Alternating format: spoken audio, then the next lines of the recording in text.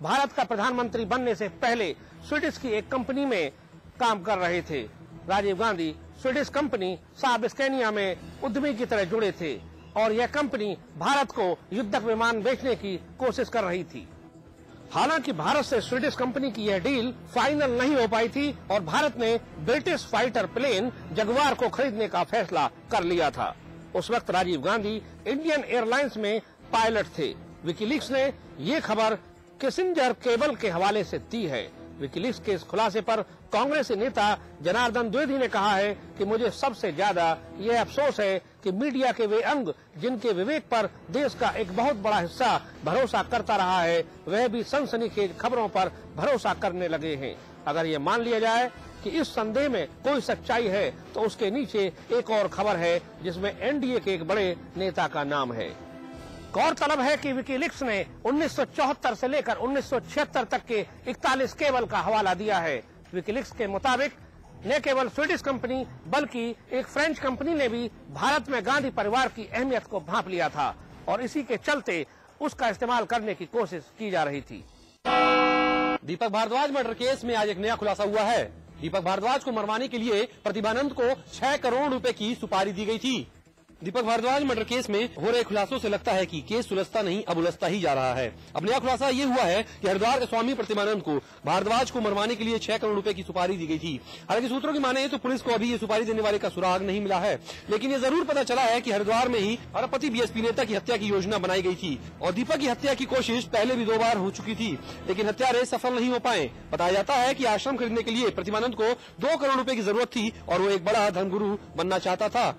दीपक Bhardwaj murder case में प्रतिभानंद का नाम आते ही वो फरार चल रहा है और उसकी तलाश में दिल्ली पुलिस जुटी हुई है। उत्तर प्रदेश कैबिनेट ने लिए कई अहम फैसले। इनमें सबसे बड़ा फैसला 3000 भाषा शिक्षकों की भर्ती का है। इसमें उर्दू शिक्षक शामिल हैं। इसके अलावा कैबिनेट ने IT सिटी बनने में होने वाली अड़चनों को दूर किया, साथ ही फिल्म नीति में भी बदलाव किया। कैबिनेट के फैसले ने पत्रकारों को खुश होने का मौका भी दिया। उत्तर प्रदेश में उर्दू शिक्षकों की भर्ती की अड़चन को कैबिनेट ने दूर कर दिया है। यूपी कैबिनेट ने 3000 भाषा शिक्षकों की भर्ती को मंजूरी दी है। इस फैसले के बाद अब उर्दू मुअल्लिम के शिक्षकों की भर्ती का रास्ता साफ हो जाएगा। साथ ही मुख्यमंत्री की अध्यक्षता में हुई कैबिनेट में लखनऊ में बनने वाली हाईटेक IT सिटी के रास्ते में आ रही कुछ अड़चनों को भी दूर कर दिया और बजट के सत्रावसान को कैबिनेट ने औपचारिक मंजूरी दे दी है। इस बैठक में इंटरमीडिएट में कंप्यूटर शिक्षा के लिए इंटेल से करार को भी कैबिनेट ने मंजूरी दे दी। इसके अलावा मुख्यमंत्री ने कैबिनेट में यूपी के मान्यता प्राप्त पत्रकारों को संजय गांधी PGI में मुफ्त इलाज की मंजूरी दे दी। मुख्यमंत्री ने इस मौके पर बिजली उपभोक्ताओं को राहत दी है। उनके मुताबिक राज्य सरकार अपने मन से कोई बिजली दरें नहीं बढ़ा सकती। बिजली की दरें तभी बढ़ेगी जब राज्य नियामक आयोग इसे मंजूरी देगा। जमीन के रेट को भी लेकर सीएम ने लोगों को राहत दी है। DM सर्किल रेट को रिवाइज करने का समय फिलहाल 2 साल ही रखा गया है। साथ ही पूर्व सैनिकों को स्टाम्प ड्यूटी से पूरी तरह राहत देने के फैसले को भी फिलहाल टाल दिया गया है। कैबिनेट ने अपने फैसले में आम लोगों को राहत तो दी, लेकिन सियासत इसमें साफ देखी जा सकती है। वैसे भी चुनाव अगर नजदीक हो तो सियासत दिखना लाजमी है। कुंडा कांड में आज CBI ने प्रधान नन्हे यादव की हत्या के दोनों आरोपियों को CBI कोर्ट में पेश किया। कोर्ट ने इन दोनों आरोपियों को CBI की 7 दिन की रिमांड में सौंप दिया है। कुंडा मामले में CBI को मिली है एक अहम कामयाबी। जी हां, CBI ने अपनी पहली गिरफ्तारी को अंजाम दिया। कुंडा मामले में प्रधान नन्हे यादव की हत्या करने वाले 2 आरोपियों को CBI ने कल प्रतापगढ़ में गिरफ्तार किया और आज लखनऊ की CBI कोर्ट में उन्हें पेश किया गया। CBI कोर्ट ने आज इन दोनों आरोपियों को अजयपाल और विजयपाल को 7 दिन की CBI रिमांड में सौंप दिया है। इस मामले में अगली सुनवाई 16 अप्रैल को होगी। उत्तर प्रदेश के मुख्यमंत्री अखिलेश यादव ने आज कैलाश मानसरोवर यात्रा से लौटे श्रद्धालुओं को अपने 5 कालिदास मार्ग स्थित आवास पर सम्मानित किया। मुख्यमंत्री अखिलेश यादव ने 31 श्रद्धालुओं को 25,000 रुपए की धनराशि देकर सम्मानित किया। 7/2012 में कैलाश मानसरोवर यात्रा में गए श्रद्धालुओं को आज उत्तर प्रदेश सरकार ने सम्मान से नवाजा है। दरअसल उत्तर प्रदेश सरकार ने कैलाश मानसरोवर यात्रा पर गए उत्तर प्रदेश के सभी 31 श्रद्धालुओं को सम्मानित करते हुए 25,000 रुपए की अनुदान राशि दी है। इस मौके पर मुख्यमंत्री अखिलेश यादव ने कहा है कि फिलहाल राज्य सरकार मानसरोवर यात्रा के लिए थोड़ा सहयोग कर रही है। मुख्यमंत्री ने ये भी कहा है कि इस यात्रा पर जाने में खास धन भी खर्च होता है। अखिलेश यादव ने ये भी कहा है कि राम मनोहर लोहिया ने मानसरोवर के विषय में कई बार लोकसभा और बाहर सड़कों पर भी मुद्दा गंभीरता से उठाया है। हालांकि अखिलेश यादव ने यह भी कहा है कि कई बार कैलाश मानसरोवर को भारत में लाने के विषय में चर्चा होती है, लेकिन वो इस बारे में कुछ भी नहीं कहना चाहते हैं। वहीं दूसरी तरफ राज्य की अखिलेश सरकार से पहली बार 25,000 रुपए की अनुदान राशि पाकर सम्मानित किए गए श्रद्धालु भी खासे उत्साहित नजर आए। हालांकि श्रद्धालुओं का ये भी कहना है कि कैलाश मानसरोवर यात्रा पर जाने में जो धन खर्च होता है और राज्य सरकार को ये धनराशि और बढ़ानी चाहिए। इस मौके पर सूबे के धर्मार्थ कार्य मंत्री आनंद सिंह ने भी कहा है कि बीते एक साल में धर्मार्थ कार्य विभाग में काफी तेजी आई है और आने वाले दिनों में सूबे में धार्मिक पर्यटन को बढ़ावा देने के लिए धार्मिक स्थलों का भी चयन किया जा रहा है। आरटी एक्ट पर अब जिला अधिकारी ने अपने तेवर कड़े कर लिए हैं। पब्लिक स्कूलों की मनमानी के चलते गरीब बच्चों को दाखिले से वंचित रहना पड़ता था, जिसके चलते अब डीएम ने स्कूल प्रबंधन को जल्दी दाखिले करने के निर्देश दिए हैं।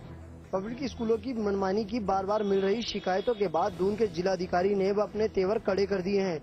जिलाधिकारी ने आज पब्लिक स्कूल के प्रबंधकों के साथ बैठक कर उन्हें शिक्षा का अधिकार अधिनियम का कड़ाई से पालन करने के निर्देश दिए हैं। राजधानी दून के तमाम पब्लिक स्कूल प्रबंधकों के साथ बैठक में प्रबंधन द्वारा भी कई मामलों पर आपत्ति दर्ज कराई गई, जिस पर जिलाधिकारी ने स्कूल प्रबंधकों को तर्क देते हुए कहा कि आरटीआई के दायरे में वे सभी स्कूल आते हैं। उन्होंने कहा कि सभी स्कूल आरटीआई के दायरे में आते हैं। यदि कोई भी स्कूल संचालक नियमों का पालन नहीं करता तो उसके खिलाफ कड़ी कार्रवाई की जाएगी। साथ ही जिलाधिकारी ने फीस वृद्धि की भी बार बार मिल रही शिकायतों पर संज्ञान लेते हुए स्कूल के प्रबंधकों को निर्देश दिए कि नियम अनुसार फीस वृद्धि करें, नहीं तो स्कूल के खिलाफ कड़ी कार्रवाई करेंगे। जिलाधिकारी ने जिले के सभी स्कूल संचालकों को 15 अप्रैल तक आरटीआई की गाइडलाइन के अनुसार सुधार करने और बच्चों के दाखिले करने के निर्देश दिए हैं। उत्तराखंड में विजय बहुगुणा सरकार ने नई औद्योगिक नीति लागू कर दी है। जी हां, केंद्र के औद्योगिक पैकेज नहीं होने के चलते राज्य में उद्योगों ने काम समेटना शुरू कर दिया था। ऐसे में सरकार की नई औद्योगिक नीति संभावनाएं जताती है। प्रदेश सरकार द्वारा राज्य में नई मेगा इंडस्ट्रियल पॉलिसी लागू कर दी गई है। जी हां, राज्य सरकार ने यह कदम ऐसे समय पर उठाया है जब राज्य को केंद्र से औद्योगिक पैकेज की मियाद खत्म हो गई है। वहीं मिलने वाली सुविधाओं के अभाव में स्थापित उद्योग प्रदेश से अपना सामान समेटने में लगे हुए हैं। ऐसे में राज्य सरकार ने नई मेगा इंडस्ट्रियल पॉलिसी लागू की है, जिसमें 75 करोड़ रुपए की से अधिक की धनराशि की परियोजनाओं को शुरू किया जाएगा। इस पॉलिसी में वर्तमान में स्थापित उद्योगों को भी लाभ मिलेगा। स्टाम्प शुल्क में 50% की छूट दी जाएगी। केंद्रीय व्यापार कर में 1% की छूट दी जाएगी। औद्योगिक समूह द्वारा सेल्फ पावर जनरेशन करने पर विद्युत शुल्क में 50% की छूट होगी, जो अगले 7 साल तक दी जाएगी। सिडकुल से भूमि खरीदने पर भूमि खरीद की कुल धनराशि का 20% धनराशि संबंधित उद्यमी को समझौता ज्ञापन के समय देनी होगी, जबकि शेष धनराशि समान किस्तों में अगले 7 साल तक देने की व्यवस्था की गई है। ताफे सिडकुल फेज 2 पर सरकार का खास फोकस है। सूत्रों की माने तो प्रदेश सरकार को अभी तक 1000 करोड़ से ज्यादा के प्रस्ताव मिल चुके हैं। वहीं गोल्डन इंफ्राकॉन प्राइवेट लिमिटेड के साथ सरकार का एमओयू भी पिछले दिनों हो गया है, जिसके तहत उद्योग स्थापना की जाएगी। देहरादून पुलिस ने चोरी की 2 बड़ी वारदातों का आज खुलासा किया। इन वारदातों में पुलिस ने 3 आरोपियों को गिरफ्तार किया है, जिनके पास से करीब 2.5 लाख रुपए की सामग्री भी बरामद की गई है। राजधानी देहरादून में 2 दिन पहले हुई चोरियों के मामले में पुलिस ने आज खुलासा किया है। आपको बता दें कि 6 अप्रैल को राजधानी देहरादून में 3 अलग अलग थाना क्षेत्रों में चोरी की बड़ी वारदात हुई थी, जिसके मामले में आज पुलिस ने खुलासा किया। पुलिस ने बताया है कि पकड़े गए चोर देहरादून कोतवाली के घंटाघर के पास की इलेक्ट्रॉनिक शोरूम में लाखों की चोरी को अंजाम दिया था। साथ ही इन लोगों ने देहरादून के पलटन बाजार में एक मोबाइल शॉप में लाखों के मोबाइल और नकदी पर हाथ साफ किया था। इस मामले में पुलिस ने 3 आरोपियों को गिरफ्तार किया है, जिसमें सऊद खान निवासी पटेल नगर देहरादून, गोपाल दत्त निवासी अल्मोड़ा और महिपाल सिंह निवासी काशीपुर को गिरफ्तार किया गया है। पुलिस ने बताया है कि पकड़े गए लोगों के पास से करीब 3 लाख रुपए का सामान भी बरामद किया गया है। पुलिस के मुताबिक ये लोग दिन में रैकी करते हुए रात में चोरी की घटनाओं को अंजाम देते थे। पुलिस के इस खुलासे पर भी सवालिया निशान लग गए हैं। कई लोगों का कहना है कि पुलिस ने इन तीनों आरोपियों पर ही पिछली हुई चोरियों का ठीकरा फोड़ दिया है। लेकिन देखने वाली बात होगी कि राजधानी में जिस तरीके से अपराध बढ़ रहे हैं, क्या देहरादून पुलिस उस पर अंकुश लगाने पर कामयाब हो पाएगी? उत्तराखंड भाजपा के मुखिया तीरथ सिंह रावत दिल्ली में राष्ट्रीय नेतृत्व से मंत्रणा करने के बाद वापस लौट आए हैं। अब सबकी नजरें इस बात पर लगी हैं कि आखिर वो अपनी टीम का कब ऐलान करेंगे। पूर्व मुख्यमंत्रियों की त्रिमूर्ति के साए में उनके सामने सबको साथ लेकर चलने की बड़ी चुनौती है। तीरथ सिंह रावत दिल्ली में राष्ट्रीय पदाधिकारियों के साथ मीटिंग करने के बाद वापस आ गए हैं। इस दौरान उन्होंने राष्ट्रीय नेतृत्व से प्रदेश की कार्यकारिणी पर भी चर्चा की। यही वजह है कि नई टीम को लेकर कयासबाजी का दौर तेज हो गया है। तीरथ के सामने सबको साथ लेकर क्षेत्रीय एवं जातीय समीकरण में संतुलन बैठाने की बड़ी चुनौती है।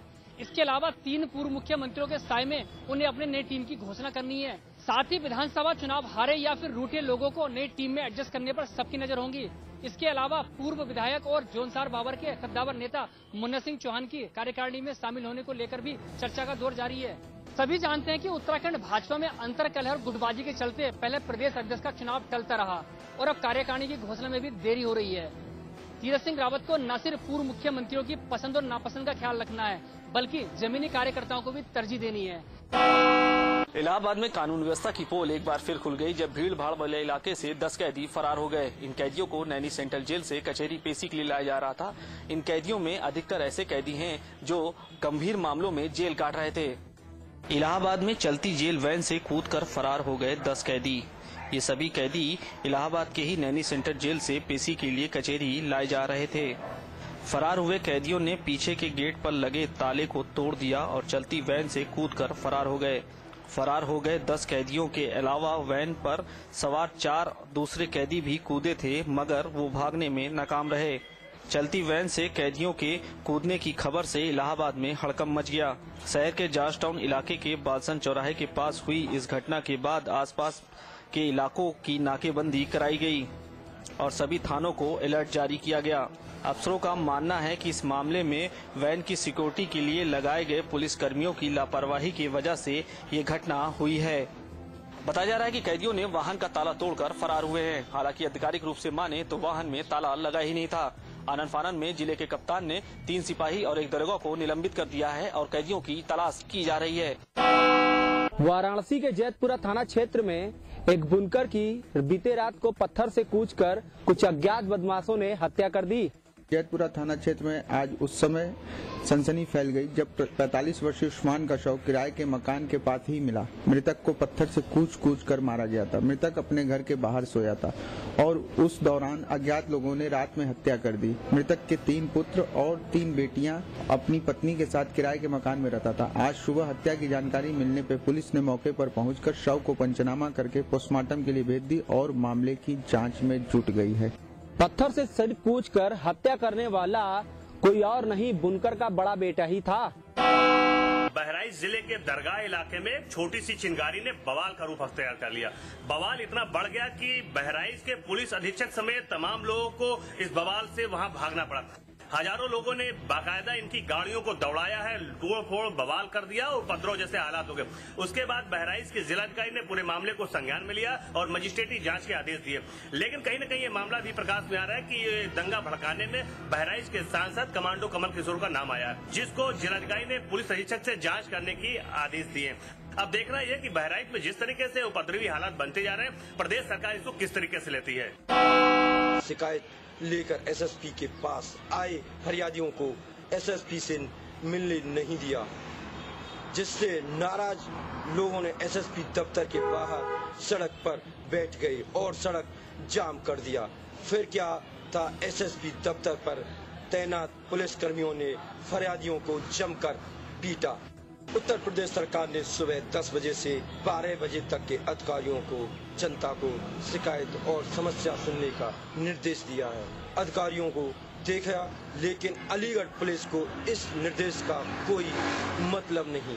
ताजा मामला एसएसपी ऑफिस कार्यालय का है। यहाँ आए फरियादकर्ता एसएसपी से मिलने, वहीं पर पुलिस कर्मियों ने एसएसपी से नहीं मिलने दिया। उन्होंने बाहर आकर एसएसपी ऑफिस के रोड को जाम कर दिया और वहां पर बैठे सुरक्षा कर्मचारियों ने उनके साथ मारपीट शुरू कर दी। जिले के जिम्मेदार अधिकारियों के निर्देश पर आज ड्रग विभाग की टीम ने पेस हार्ट सेंटर हॉस्पिटल पर छापेमारी की। गोरखपुर के कैंट थाना क्षेत्र छात्र संघ चौराहा स्थित पेस हार्ट सेंटर, जो कि डाक हॉस्पिटल है, यहाँ पर आज जिले के जिम्मेदार अधिकारियों के निर्देश पर ड्रग विभाग की टीम ने छापेमारी की। छापेमारी के दौरान इनके हॉस्पिटल के अंदर रखे दवाइयां और कागजात को अपने कब्जे में लेकर जांच के लिए ले गई है। यहाँ तक ड्रग विभाग की टीम ने इनके गोदाम पर यानी चाणक्यपुरी कॉलोनी में भी छापेमारी की। छापेमारी के दौरान यहाँ तो कुछ दवाइयाँ उन्होंने बरामद भी की, लेकिन गोदाम पर उन्होंने कुछ भी नहीं पाया। शहर में चल रहे अवैध रूप से हॉस्पिटल एवं नकली दवाइयों पर ड्रग विभाग की टीम कितना भी अंकुश लगाना चाहे, लेकिन नकाले में नाकाम होती है। जब जब अधिकारियों के निर्देश मिलते हैं तो ड्रग विभाग की टीम छापेमारी कर अपनी कोर्रम पूरा करती है। देखना भी यह है कि इस छापेमारी में